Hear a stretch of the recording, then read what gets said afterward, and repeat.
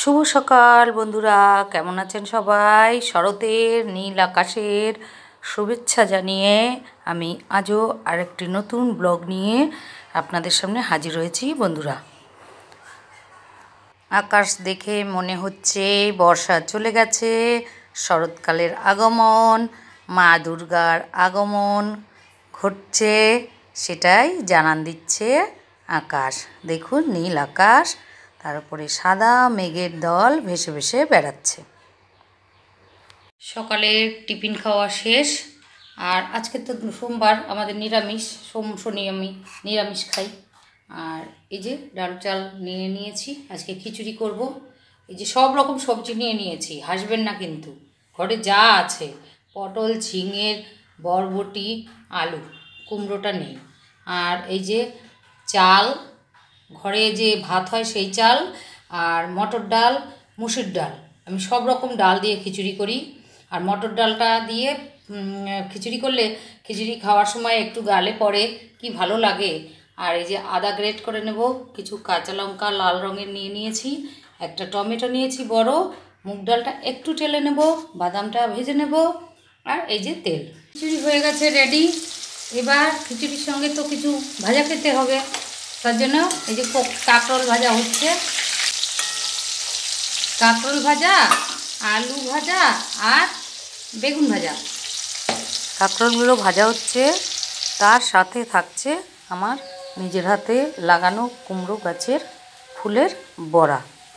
কুমড়ো ফুলের বড়া চালের গুঁড়ো, নুন, হলুদ দিয়ে একটু জল দিয়ে গুলিয়ে নিয়েছি। তারপরে কুমড়ো ফুলগুলো ভালো করে ধুয়ে ওর মধ্যে ভালো করে মাখিয়ে ছাকা তেলে ভেজে নিয়েছি।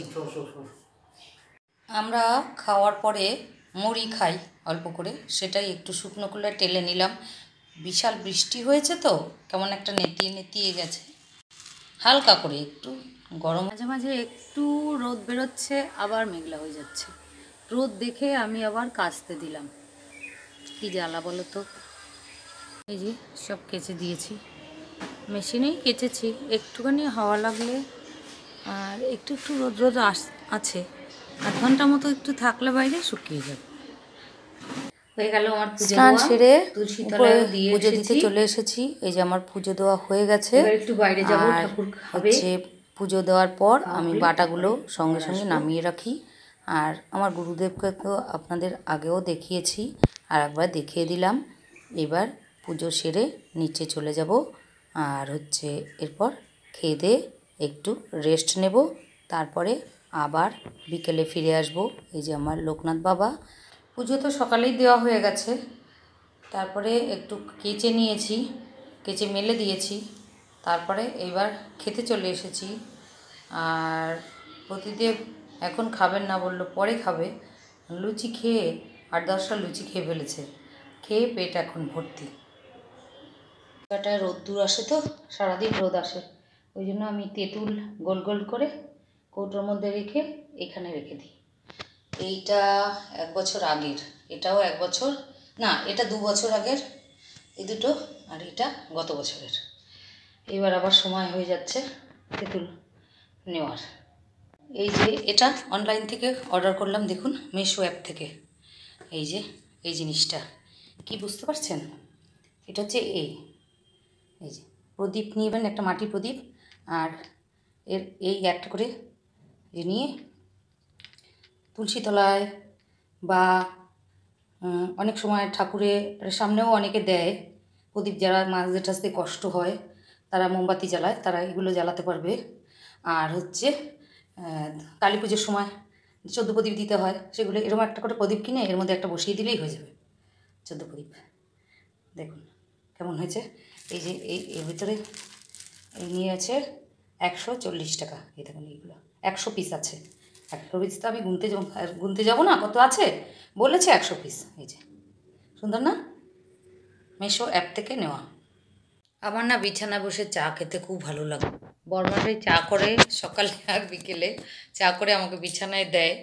ওই যে চা আর টোস্ট বিস্কুট দিয়ে খেয়েছি, সেটা তুলতে ভুলে গেছি, এখন আপনাদের দেখিয়ে দিলাম, মনে কিছু করবেন না।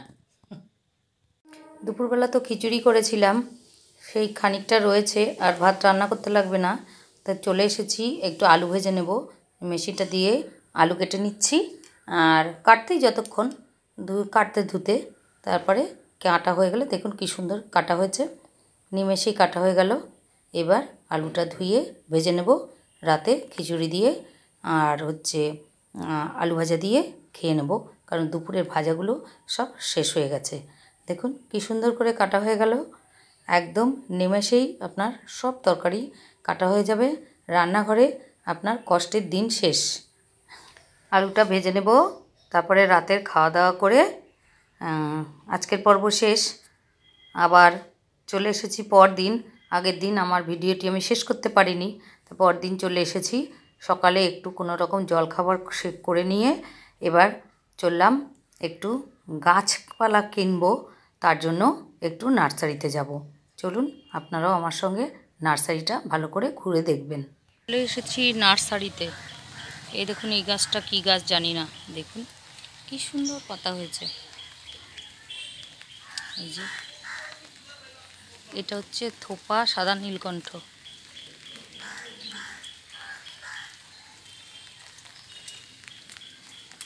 চাপা আছে, আর চাপা 150। হ্যাঁ, আচ্ছা।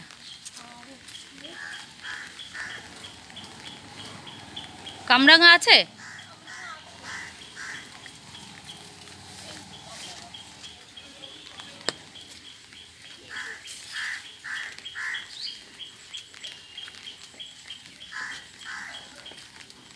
কামরাঙা কত? কামরাঙা 200। ওই দেশি যেটা? না, কামরাঙা তো এটা দেশি নেই। দেশি নেই কামরাঙা? নর্মাল যেটা সেটা না।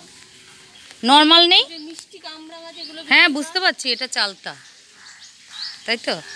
হ্যাঁ, এটা চালটা। না, এটা বলছি, আমি বলছি সারা বছর যেটা হয় সেটা নেই।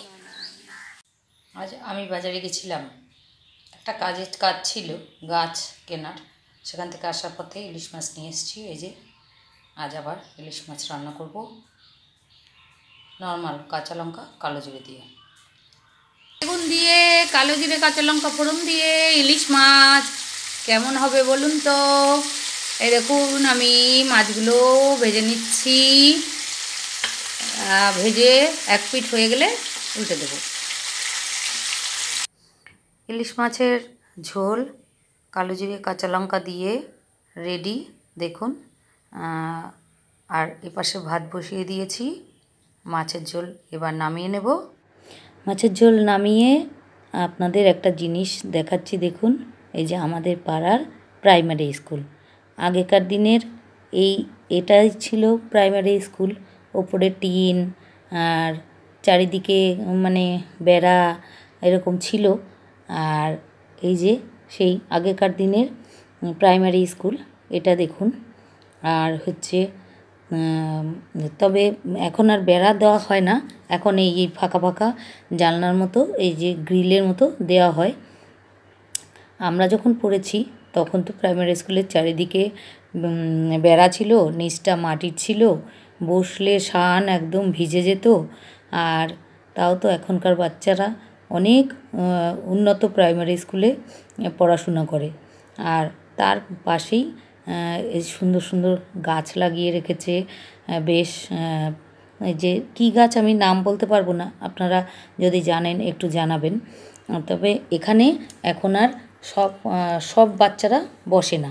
সাইডেই বড় ছাদ দেওয়া, যে সরকার থেকে প্রাইমারি স্কুল করে দিয়েছে, সেখানেই বাচ্চারা এখন পড়াশোনা করে। এই যে দেখুন পাশের যে বিল্ডিংটা, এখানে 3-4 বাচ্চারা বসে, আর ওখানে 1-2 বসে।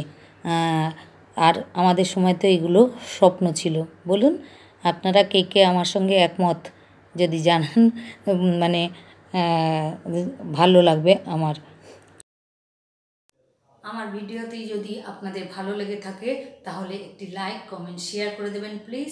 আর ইউটিউবে যারা আমার নতুন বন্ধু, তারা আমার ইউটিউব চ্যানেলটিকে সাবস্ক্রাইব করে আমার পাশে থাকবেন। আর যারা ফেসবুক থেকে ভিডিওটি দেখছেন, তারা যারা নতুন বন্ধু, তারা আমার পেজটিকে ফলো করে, মৌসুমী ঘরকন্যার পেজটিকে ফলো করে আমার পাশে থাকবেন।